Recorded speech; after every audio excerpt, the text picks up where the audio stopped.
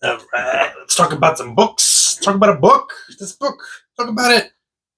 This is how you write a haunted house book, Grady Hendrix. This is how you do it. Hey folks, Nick here from another BookTube channel. Today, reviewing A House with Good Bones by T Kingfisher.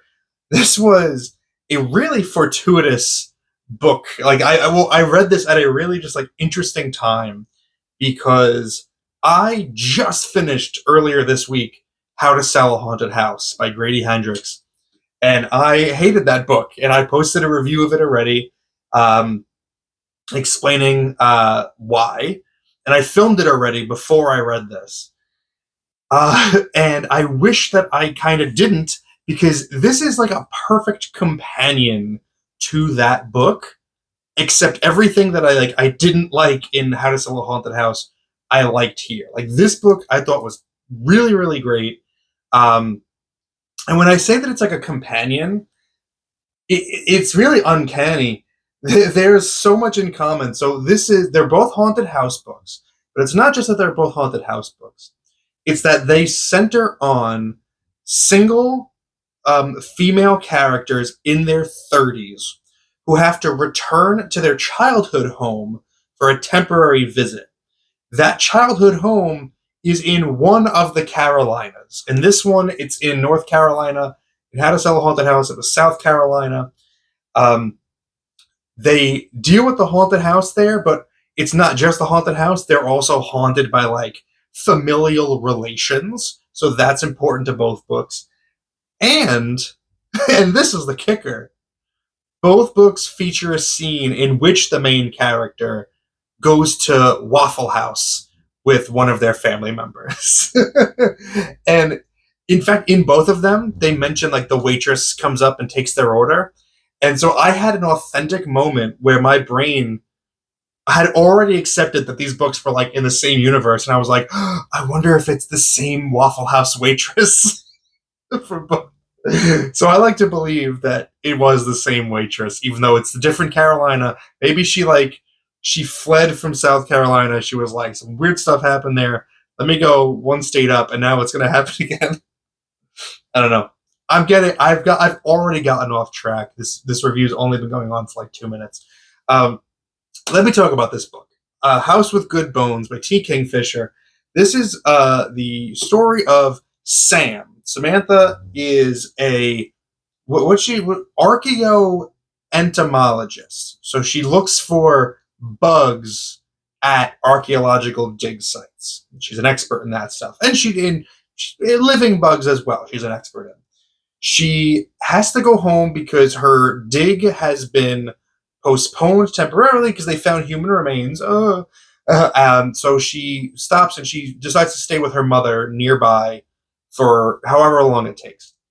And when she gets home to her mom's house, which is in this subdivision, super isolated rural area of North Carolina, things are immediately kind of weird. Her mom has lost a ton of weight, is acting very strange. Her mom has always been a very progressive type of person, but she has started kind of regressing, like the way that she was when her grandmother was still alive, basically.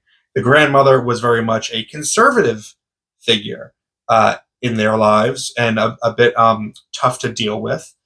So there's this weird feeling in the house of like, why is mom acting like this? And that's what, leads the story onward. And it's a really strong story. So I really like T Kingfisher's writing style. It feels very natural to me, and she has a real knack for injecting humor into her writing without it becoming a distraction or feeling inorganic, which is like something that I felt like in How to Sell a Haunted House with Grady Hendrix. That sense of humor just came across as incongruous and unwelcome. It didn't feel like it fit with the tone of the rest of the book. This is a very well-rounded book in all facets. It is scary and creepy, but also the character of Samantha is so well established that when she has these thoughts that border on the comical, it makes sense. It kind of reminds me of um, like The Martian or Project Hail Mary, where that character is in a life or death situation, but is able to keep a sense of humor throughout it all, and it feels just nice. It feels good to have it happening. It doesn't feel like, why are they joking? It doesn't fit here. It feels like it fits here. And that's a challenge. That's a hard thing to accomplish. And I think Kingfisher does it really, really well. And what else she does very well is she makes this haunted house book about something more than just the haunted house. I mentioned in my preamble, it's about haunted by like familial relations, the passing down of toxic traits and trying to break free from the prejudices and traditions that your immediate ancestors may have had that don't align with your personal views. Just like the cloud that having that over your family tree can cause, and how to break free from it while also kind of but by making peace with it, like not coming to terms with it, not accepting it, but making peace with it so that you can move on and become your own individual. I think that comes across very strongly here. And again, to compare it to How to Sell a Haunted House, I feel like those two things had like nothing to do with each other. I really wish I was just doing one video where I could compare the two, but I've already filmed that other one. I'm not going to can it, and I'm not going to film it again. So this is what you get. One thing I'll say is that I do think the ending of this book maybe tries to do a little bit too much. It felt a little bit like a hat on a hat, where you had one gimmick that when it came up, I thought, oh, that's really awesome. So that's where we're going to culminate. But then it doesn't. It goes one step further and it does something else. And that something else I didn't feel was as strong or as well set up as the other thing. I'm trying to avoid spoilers here.